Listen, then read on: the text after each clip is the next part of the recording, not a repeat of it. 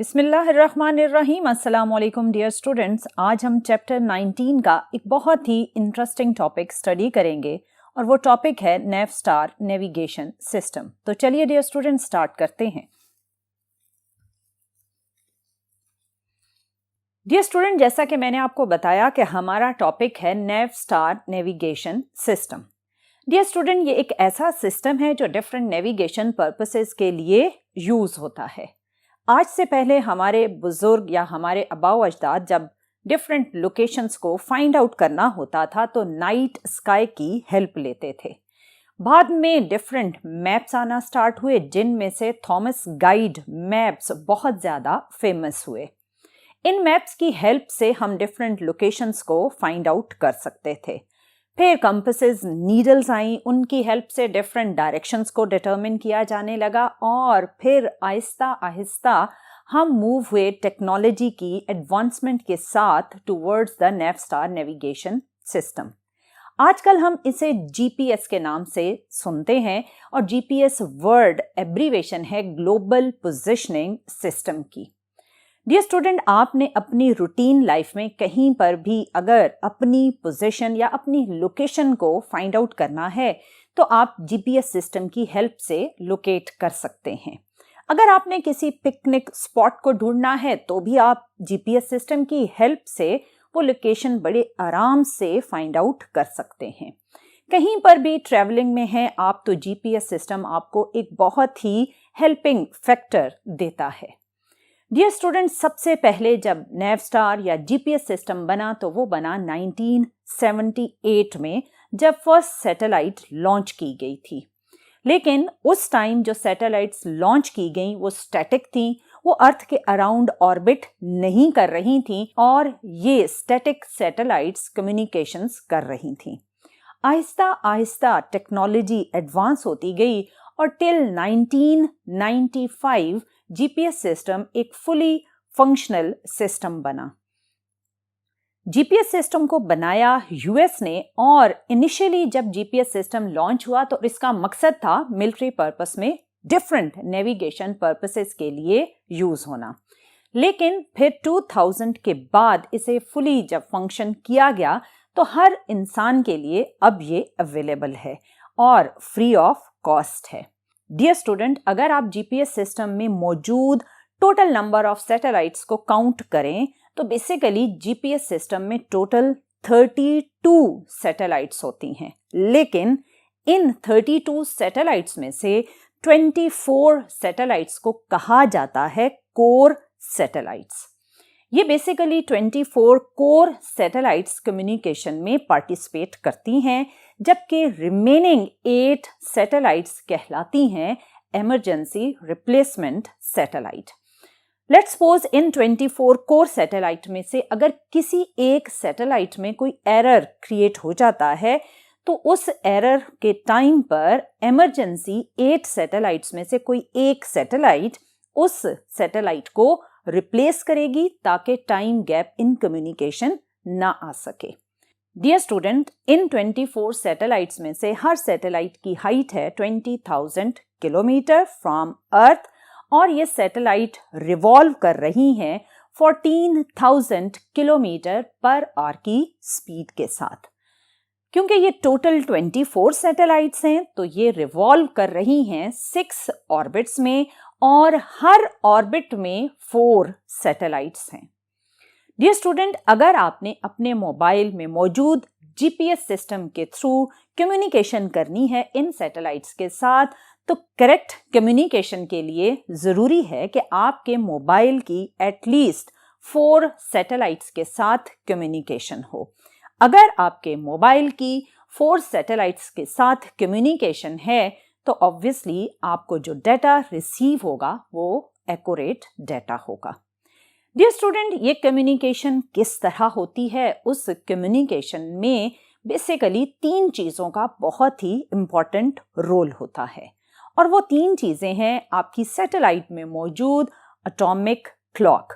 Dear student, satellites में normal clocks नहीं होती, उनमें एटॉमिक क्लॉक्स यूज़ की जाती हैं जो एटम्स की वाइब्रेशंस के थ्रू टाइम को बहुत ही प्रिसाइजली मैयर करती हैं।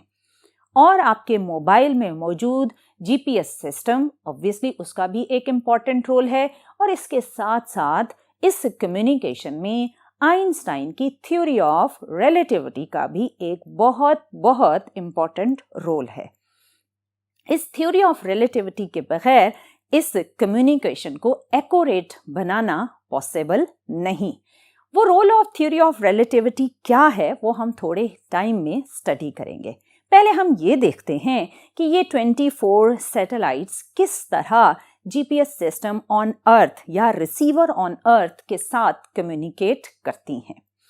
डियर स्टूडेंट, वो मैकेनिज्म जिसके थ्रू ये कम्युनिकेट करती हैं वो मैकेनिज्म कहलाता है trilateral mechanism. Trilateral mechanism basically एक 3D मैकेनिज्म है, लेकिन हम इसे पहले 2D के अकॉर्डिंग समझते हैं, फिर हम इसको ट्रांसफॉर्म कर लेंगे 3D में। डियर स्टूडेंट, आप जानते हैं कि जब सैटेलाइट सिग्नल ट्रांसमिट करती है तो वो सिग्नल ट्रांसमिट किए जाते हैं in the form of electromagnetic wave. और अगर आपने अर्थ पर यहाँ खड़े होकर अपनी पोजीशन फाइंड आउट करनी है तो ऑब्वियसली आप अपने जीपीएस सिस्टम को एक्टिव करेंगे। जैसे ही आपने अपने जीपीएस सिस्टम को एक्टिव किया तो सैटेलाइट के साथ कम्युनिकेशन स्टार्ट हो जाएगी। क्योंकि हमने 2D को पहले समझना है तो हम कंसिडर करते हैं जस्ट ये 2 सैटेलाइट्स। डियर स्टूडेंट, इनमें से एक सैटेलाइट जब अपनी इलेक्ट्रोमैग्नेटिक वेव के सिग्नल को ट्रांसमिट करेगी एट टाइम t1, तो t1 टाइम ऑफ ट्रांसमिशन हो जाएगा। और आपके रिसीवर पर जब ये सिग्नल रिसीव हुआ तो रिसीविंग टाइम कंसिडर करते हैं t2। डियर स्टूडेंट, इस टाइम डिफरेंस को अगर हम स्पीड ऑफ लाइट के साथ मल्टीप्लाई करें जो कि इन सिग्नल की स्पीड है, तो आप बड़े आराम से इस फार्मूला को यूज करते हुए distance between satellite and receiver calculate कर सकते हैं। डियर स्टूडेंट, इस कैलकुलेटेड डिस्टेंस को आपका सिस्टम एक रेडियस में कन्वर्ट करता है और इस तरह एक सर्कुलर रिंग ड्रॉ किया जाता है बाय यूजिंग दिस डेटा। आप कहीं ना कहीं इस रिंग के सर्कमफ्रेंस के ऊपर पाए जाएंगे, लेकिन कहां अभी एक सैटेलाइट के डेटा से बताना थोड़ा मुश्किल है। इस मुश्किल को आसान करने के लिए हम हेल्प लेते हैं सेकंड सैटेलाइट की।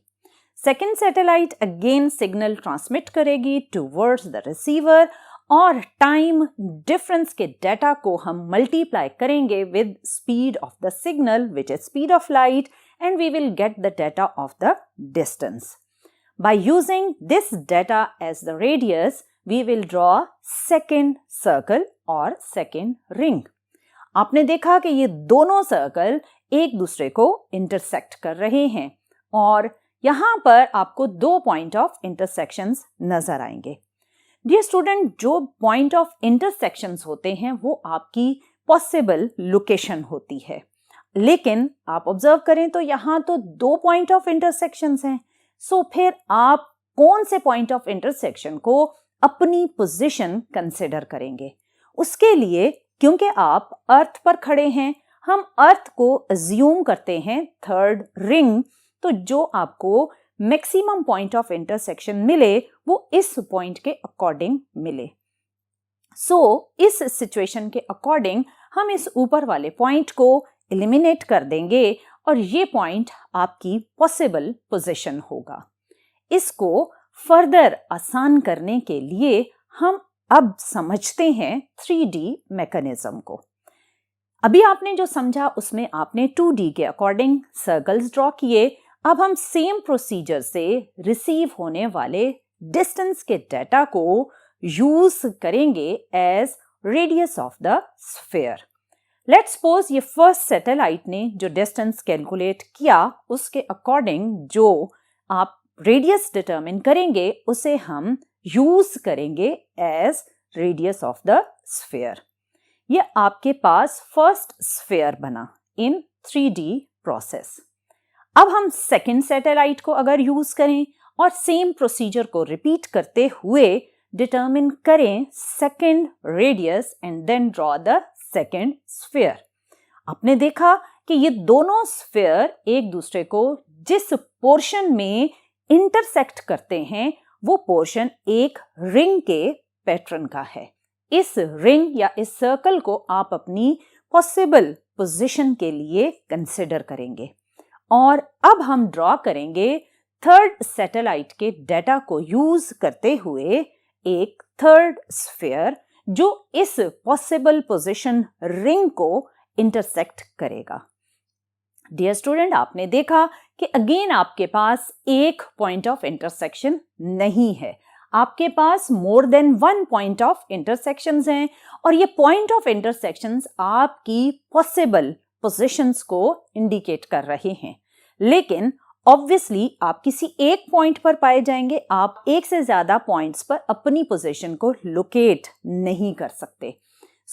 इसको आसान करने के लिए हम अगेन अर्थ को कंसिडर करते हैं एज द फोर्थ स्फीयर और जैसे ही आपने अर्थ को as a fourth sphere consider किया तो आपके पास जो पॉसिबल मैक्सिमम इंटरसेक्शन पॉइंट्स थे वो यहां पर आए।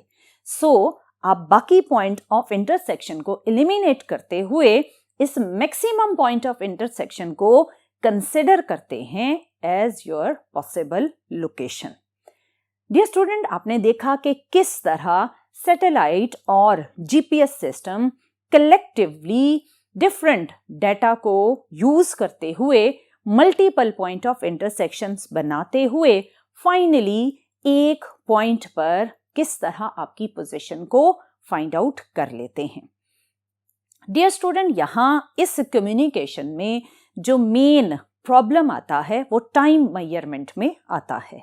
जैसा कि मैंने आपको पहले बताया कि आप सैटेलाइट में यूज करते हैं एटॉमिक क्लॉक्स को और ऑब्वियसली जो सैटेलाइट में एटॉमिक क्लॉक्स हैं वो बहुत ही प्रीसाइज टाइम मेजर कर रही होती हैं, लेकिन आपके मोबाइल के अंदर ऑब्वियसली एटॉमिक क्लॉक को यूज करना थोड़ा इम्पॉसिबल है।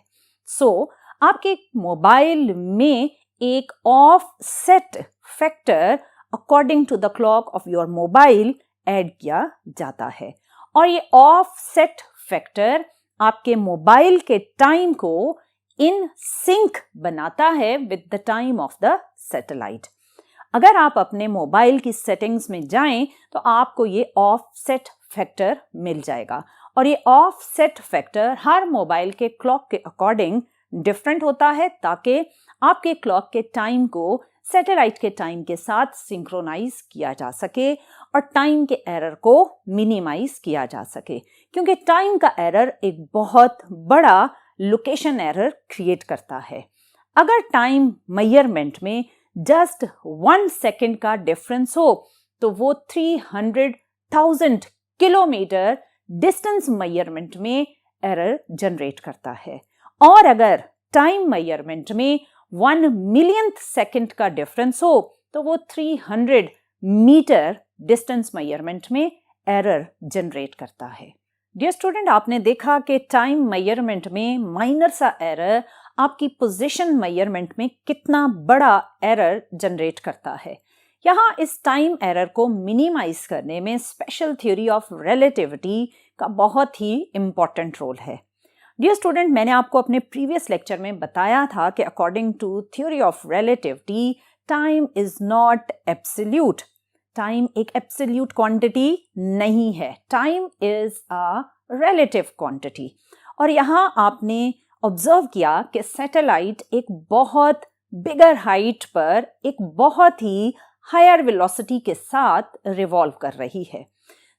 डियर स्टूडेंट, यहाँ सैटेलाइट में जनरल थ्योरी ऑफ रिलेटिविटी और स्पेशल थ्योरी ऑफ रिलेटिविटी दोनों की वजह से टाइम मेजरमेंट में एरर्स आएंगे। अगर हम स्पेशल थ्योरी ऑफ रिलेटिविटी को कंसिडर करें तो सैटेलाइट जो कि एक बहुत ही फास्ट मूविंग ऑब्जेक्ट है उसके अंदर क्लॉक स्लो हो जाएगा। According to special theory of relativity जो टाइम फैक्टर इंक्लूड होगा वो होगा -7 माइक्रोसेकंड पर डे, यानी इस फैक्टर के अकॉर्डिंग टाइम स्लो हो जाएगा। लेकिन अगर हम जनरल थ्योरी ऑफ रिलेटिविटी को कंसिडर करें जो कि ये कहती है कि जब आप हायर एल्टीट्यूड्स पर जाते हैं तो आप ग्रेविटी के इफेक्ट से बाहर जाएंगे और वीक ग्रेविटी की वजह से टाइम फास्ट होना स्टार्ट हो जाएगा। जब आप जनरल थ्योरी ऑफ रिलेटिविटी के इफेक्ट को इंक्लूड करेंगे तो +45 माइक्रोसेकेंड पर डे के अकॉर्डिंग एक इंक्रीजिंग फैक्टर टाइम में इंक्लूड होगा। अब हम इन दोनों स्पेशल थ्योरी ऑफ रिलेटिविटी और जनरल थ्योरी ऑफ रिलेटिविटी के इफेक्ट्स को क्लॉक में कंपनसेट करने के लिए इन दोनों का combined time factor +38 microsecond per day का फैक्टर हम कंसिडर करते हैं to compensate the time error in the atomic clock. Dear student, आपने देखा कि किस तरह जनरल थ्योरी ऑफ रिलेटिविटी और स्पेशल थ्योरी ऑफ रिलेटिविटी को कंसिडर किए बगैर अब सैटेलाइट के टाइम को अर्थ पर मौजूद आपके मोबाइल के क्लॉक के टाइम के साथ सिंक नहीं किया जा सकता। इस सिंक्रोनाइजेशन के बाद आपका मोबाइल का जीपीएस सिस्टम और सैटेलाइट में मौजूद क्लॉक जब इन सिंक आ जाते हैं तो टाइम एरर्स मिनिमाइज हो जाते हैं। डियर स्टूडेंट, ये तो था कि किस तरह एक जीपीएस सिस्टम में डिफरेंट सैटेलाइट्स अर्थ पर मौजूद आपके जीपीएस सिस्टम के साथ कम्युनिकेट करके आपको फैसिलिटेट करती हैं in finding out different positions और different locations on the earth. Dear student, अब ये जीपीएस सिस्टम सिर्फ और सिर्फ मोबाइल तक ही महदूद नहीं है। इस जीपीएस सिस्टम के थ्रू आप अपनी कार में भी जीपीएस सिस्टम अटैच कर सकते हैं। अब डिफरेंट शूज सोल में भी जीपीएस सिस्टम्स अटैच्ड हैं ताकि आप बच्चों को या बूढ़े अफराद को सिक्योरिटी पर्पसेस के लिए इन शूज को यूज करें। ये डिफरेंट वॉचेस में भी अवेलेबल हैं ताकि आपके बच्चे जब इस वॉच को पहन कर जाएं तो जहां पर भी वो जाएं आप उनकी पोजीशन को लोकेट कर सकें। डियर स्टूडेंट, आपने देखा कि किस तरह टेक्नोलॉजीज को यूज करते हुए आप अपनी लाइफ में डिफरेंट कंफर्टेबल फैक्टर्स को इंक्लूड कर सकते हैं। So this was all about Navstar navigation system या ग्लोबल पोजिशनिंग सिस्टम। इंशाल्लाह आने वाले लेक्चर्स में मजीद रिलेटिविटी से रिलेटेड फैक्टर्स को डिस्कस करेंगे, बट टिल देन अल्लाह हाफिज।